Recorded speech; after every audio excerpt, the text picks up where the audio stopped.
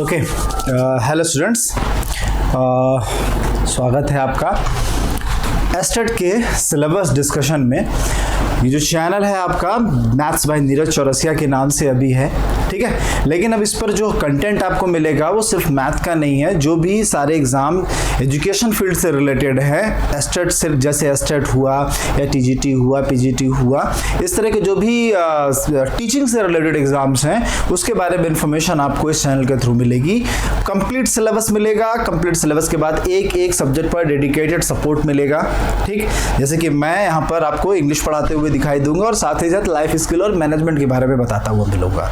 As far as my education is concern, मेरा MA complete है, ठीक है, इंग्लिश लिटरेचर से इलाहाबाद यूनिवर्सिटी से, ठीक। साथ ही साथ मैंने MBA भी कर रखा है ताकि मैं और उसकी इन्फॉर्मेशन के कारण मैं आपको मैनेजमेंट भी पढ़ा सकता हूँ, ठीक है। तो ये रही मेरी इन्फॉर्मेशन, ठीक। और मैं आज आपको बताना जो चाहता हूँ वो सारी इन्फॉर्मेशन बताना चाहता हूँ एस्टेट के रिगार्डिंग, ठीक है। चलिए हम देखते हैं एस्टेट की कंप्लीट इन्फॉर्मेशन। मैं अभी थोड़ा सा एक मिनट, ये आ गया। तो एस्टेट में आपको बहुत सारे लोगों ने बहुत कुछ बताया होगा, सबका अपना एक पर्सपेक्टिव होता है। मैं उम्मीद करता हूं कि मेरे सब वीडियो देखने से पहले भी आपने कई सारे लोगों के वीडियोस ज़रूर देखे होंगे। मेरा अपना एक अलग ओपिनियन है इंग्लिश को लेकर के। जिस तरह से मैंने इंग्लिश पढ़ी है या मैं जिस तरह से इंग्लिश पढ़ाने की कोशिश करता हूं, मेरा अप्रोच ये होता है कि आप कम समय में ज़्यादा से ज़्यादा चीज़ों को समझ पाएँ, ठीक है। समझने का उद्देश्य ये नहीं है कि आपने 10 टीचरों से पढ़ा ऑनलाइन, बहुत सारे टीचर्स ऑनलाइन और ऑफलाइन मेथड में पढ़ा रहे हैं। मेरा ये मानना है पढ़ना सिर्फ उतना चाहिए जितनी चीज़ें आपके दिमाग में स्टोर हो सकें। ऐसा नहीं कि बैकग्राउंड दिमाग में बहुत कुछ चल रहा है, हम बहुत सारी चीज़ें सोच रहे हैं और साथ ही साथ ही चलो थोड़ा सा पढ़ लेते हैं, वो भी कर लेते हैं। इस तरह की पढ़ाई से बेटा कभी कोई फ़ायदा होने वाला नहीं है।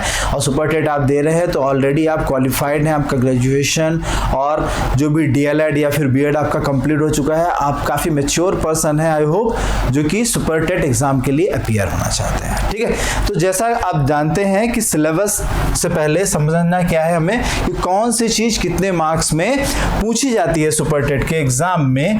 तो लैंग्वेज की जहां तक हम बात करें तो लैंग्वेज में आपके पास 3 ऑप्शन होते हैं, हिंदी, इंग्लिश और संस्कृत। और वेटेज जो उसका होता है वो 40 मार्क्स का होता है, जो सेक्शन में कवर करने वाला हूं। बाकी सारे सेक्शन के वीडियोस भी आपको अलग से इस चैनल पर मिलेंगे। मैथ का भी मिलेगा, साइंस का भी मिलेगा, चाइल्ड साइकोलॉजी का भी मिलेगा, टीचिंग मेथोडोलॉजी बुक का भी वीडियो आपको इस चैनल पर मिलेगा, ठीक है। और उसको पढ़ाने वाले टीचर्स एक एक करके उस पर्टिकुलर सिलेबस को आपके साथ डिस्कस करेंगे, ठीक है। मैं यहाँ पर आपके साथ सिर्फ 2 टॉपिक डिस्कस करने वाला हूँ, जिसमें कि पहला है क्या, पहला है इंग्लिश और दूसरा है लाइफ साइंसेस, ठीक है। चलिए ठीक, शुरू करते हैं। सबसे पहला सिलेबस, जैसा मैंने कहा कि मुझे इंग्लिश का डिस्कशन करना है, ठीक है। तो इंग्लिश के सिलेबस में बहुत कुछ मुश्किल नहीं है, ठीक। देखिए इतना ही सिलेबस दिया गया है।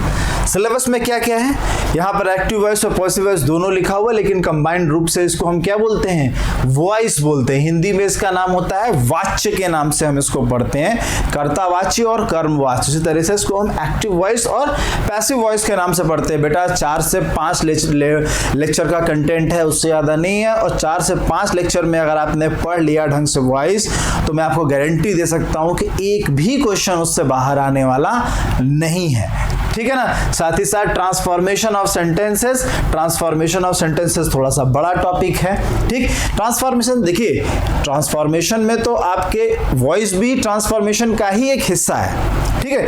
लेकिन यहां पर ट्रांसफॉर्मेशन का मतलब क्या है कि अगर एक सेंटेंस पॉजिटिव सेंटेंस है तो उसको अगर हम नेगेटिव सेंटेंस बनाते हैं, इंट्रोगेटिव सेंटेंस बनाते हैं, तो उस सेंटेंस में क्या चेंजेस, क्या बदलाव होने चाहिए ताकि उस सेंटेंस का एक्चुअल मीनिंग ना बदले। ट्रांसफॉर्मेशन का जो बेस है वो ये कहता है कि किसी भी सेंटेंस का मतलब, मीनिंग चेंज हुए बिना उस सेंटेंस को एक फॉर्म से दूसरे फॉर्म में चेंज करना क्या कहलाता है, ट्रांसफॉर्मेशन कहलाता है, ठीक है। तो हमें क्या पढ़ना था, पहला पार्ट था हमारा एक्टिव वॉइस पैसिव वॉइस, दूसरा था ट्रांसफॉर्मेशन, ठीक। एक पोर्शन मैंने बीच में छोड़ दिया, पार्ट्स ऑफ स्पीच, वो छोड़ा सिर्फ इसलिए क्योंकि पार्ट्स ऑफ स्पीच क्या है, पार्ट्स ऑफ स्पीच तो बहुत वास्ट टॉपिक है। पार्ट्स ऑफ स्पीच तो शुरुआत होता है 8 ही पार्ट्स ऑफ स्पीच स्पीच होते हैं। कौन कौन से होते हैं? Noun, pronoun, verb, adverb, adjective, preposition, conjunction और इंटरजेक्शन। एक एडिशनल चीज है जिसको हम आर्टिकल बोलते हैं या फिर डिटरमाइनर बोलते हैं, वो भी हम इसी के साथ पढ़ते हैं। कुछ लोग मानते हैं कि डिटरमाइनर या आर्टिकल एडजेक्टिव का ही हिस्सा है, लेकिन समझने के लिए आप इनको अलग से भी समझ सकते हैं, क्योंकि हमारा मकसद किसी चीज का देखिए सुपर टेट का सिलेबस इस तरह से डिजाइन नहीं किया गया है कि अगर आप एक पर्टिकुलर चीज में अगर एक्सपर्ट है ना, जैसे मैं अगर सिर्फ इंग्लिश में एक्सपर्ट हूं तो क्या मैं एग्जाम क्रैक कर सकता हूं? नहीं कर सकता। मुझे इंग्लिश भी आनी चाहिए, मुझे मैथ भी आने चाहिए, मुझे चाइल्ड साइकोलॉजी भी आनी चाहिए, टीचिंग मैथोलॉजी भी आनी चाहिए, ठीक है ना, लाइफ स्किल्स के बारे में भी जानकारी होनी चाहिए, तभी मैं इस एग्जाम को क्रैक कर पाऊंगा। ठीक, इसलिए आपको सिर्फ उतना ही समझना है और पढ़ना है जो आपके एग्जाम को क्लियर करने और अच्छा से अच्छा स्कोर लाने के लिए क्या है, आवश्यक है। ठीक है, तो पार्ट्स ऑफ स्पीच को हम पढ़ेंगे, उससे रिलेटेड क्या क्या क्वेश्चंस हो सकते हैं उनको भी हम यहां पर क्या करेंगे, देखेंगे। ठीक, इसके बाद जो चौथा सेक्शन इंपॉर्टेंट सेक्शन आता है वो है डायरेक्ट और इनडायरेक्ट स्पीच का। ठीक है ना, डायरेक्ट और इनडायरेक्ट स्पीच हमने हाई स्कूल में भी पढ़ा होगा, इंटर में भी पढ़ा होगा। जो सीबीएसई और आईसीएसई बोर्ड के बच्चे हैं उन्होंने ग्रामर में बहुत इनिशियल स्टेजेस में इन चीजों को पढ़ा होगा। अगर आपने जीवन में कभी भी सीजीएल और सीएचएसएल के एग्जाम दिए हैं तो उनमें ये टॉपिक्स बहुत इंपॉर्टेंट तरीके से पूछे जाते रहे हैं। ठीक है, तो इसको हम किस नाम से और जानते हैं? डायरेक्ट और इनडायरेक्ट स्पीच को हम नरेशन के नाम से भी जानते हैं। ठीक है ना, तो इनको हम नरेशन के थ्रू भी पढ़ते हैं। तो ज्यादा नहीं बेटा, 3 से 4 लेक्चर का काम डायरेक्ट और इनडायरेक्ट स्पीच भी है। मैं किसी भी टॉपिक में बहुत ज्यादा डिटेल में जाने की बहुत जरूरत नहीं है। आपका मकसद सिर्फ एग्जाम को क्रैक करना होना चाहिए, उससे रिलेटेड सिस्टम्स को समझना चाहिए। ठीक, या जब हम पीजीटी के सिलेबस को पढ़ेंगे, टीजीटी के सिलेबस को पढ़ेंगे, तब हम एक एक टॉपिक को डिटेल में समझेंगे। यहां पर हमारा फोकस क्या है? सिर्फ सुपर टेट को पास करना। तो जो सुपर टेट के चैनल में आपको या प्लेलिस्ट में आपको वीडियोस मिलेंगे, वो उनका फोकस, उनके क्वेश्चंस का लेवल जो है वो एस्टेट के लेवल का होगा और टीजीटी के पीजीटी के लेवल का नहीं होगा। साथ ही साथ हम यहाँ पर क्या पढ़ेंगे? पंक्चुएशन और स्पेलिंग एरर्स। अब देखिए इसके अलावा जो सारी चीजें हैं, देखिए ग्रामर सारा तो active voice, parts of speech, transformation, direct indirect, इसमें तो पूरा ग्रामर लगभग क्या हो गया, खत्म हो गया बेटा। पूरा ग्रामर इतना ही है। इंग्लिश ग्रामर की अगर हम बात करें तो ग्रामर क्या है? ग्रामर इतना ही है। बाकी की सब चीजें क्या हैं? वोकैबुलरी है। वोकैबुलरी को समझने के लिए हमें क्या पढ़ना पड़ेगा? हमें रूट वर्ड को समझना पड़ेगा। रूट वर्ड समझेंगे तभी हम punctuation, spelling, word meaning, vocabulary और usage, idioms, phrases, fill in the blanks, ये सब समझ पाएंगे। ठीक है ना, जब तक हमारे पास ज्यादा से ज्यादा शब्दों को जानने और समझने की क्षमता नहीं होगी, ठीक, हम सिनोनिम्स नहीं समझ पाएंगे, एंटोनिम नहीं समझ पाएंगे, idiom, phrases, homophones, one word substitution नहीं याद कर पाएंगे, तब तक इन क्वेश्चंस को हम सॉल्व नहीं कर पाएंगे। तो हमारा जो अप्रोच होना होगा यहाँ पर वो एक कंबाइन अप्रोच होगा। ठीक, कुछ समय हम क्या करेंगे? हम ग्रामर पे फोकस करेंगे और कुछ समय जो हमारा फोकस होगा वो वोकैबुलरी पर भी होगा। ठीक, ताकि हम कंबाइंड तरीके से इन चीजों पे फोकस कर सकें। ठीक है, अभी जो है इस टॉपिक के अलावा भी मैं एक और सब्जेक्ट पढ़ाऊंगा आपको, और वो क्या है? लाइफ स्किल्स पढ़ाऊंगा बेटा, जीवन कौशल समझाऊंगा। यूनेस्को ने या WHO ने 10 तरीके के जीवन स्किल, लाइफ स्किल्स बताई हैं। उसके आधार पर क्या क्या चीजें होनी चाहिए, वहां पर वो चीजें मैं आपको यहां पर समझाऊंगा।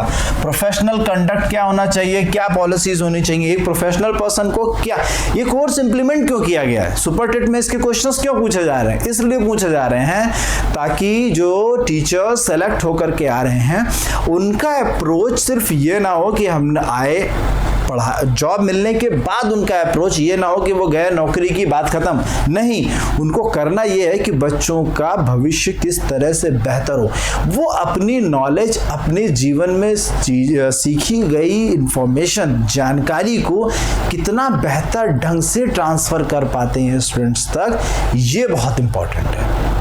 ठीक है, और यही हमें उन्हें लाइफ स्किल्स में आपको समझना समझाना है। ठीक, तो प्रोफेशनल कंडक्ट और पॉलिसी, किस तरह से मोटिवेशन जरूरी है, इंपॉर्टेंट है, क्या सेल्फ मोटिवेशन होता है, क्या नेगेटिव मोटिवेशन है, क्या पॉजिटिव मोटिवेशन है। ठीक, इसके लिए कौन कौन सी टेक्निक्स हैं। ठीक है ना, कई सारे साइंटिस्ट ने दुनिया भर के मोटिवेशंस के ऊपर थ्योरीज दी हैं, वो सारी क्या हैं। ठीक, रोल ऑफ एजुकेशन, शिक्षा का क्या जीवन में महत्व है, ये समझना है। इससे रिलेटेड क्या कॉन्स्टिट्यूशनल अमेंडमेंट्स हैं। ठीक, शिक्षा का अधिकार क्या है, सर्व शिक्षा अभियान क्या है, ठीक है, ओरिजिनल ओरिजिन्स क्या है। ठीक, कहाँ से सिचुएशंस के लिए शुरुआत हुई और सारी चीजें क्या हैं, ठीक है ना, क्या पनिशमेंट्स हैं और किस तरीके से उन पनिशमेंट्स को इफेक्टिवली यूज किया जा सकता है। प्रोफेशनल कंडक्ट एंड पॉलिसी, ये तो रिपीट हो गया है टॉपिक, ठीक, ये यहाँ पर नहीं होना चाहिए था, ठीक है। तो समझने वाली बात क्या है, लाइफ स्किल से रिलेटेड चीजें भी, ठीक है, और इंग्लिश से रिलेटेड स्किल, इंग्लिश में क्या है आपका ग्रामर है और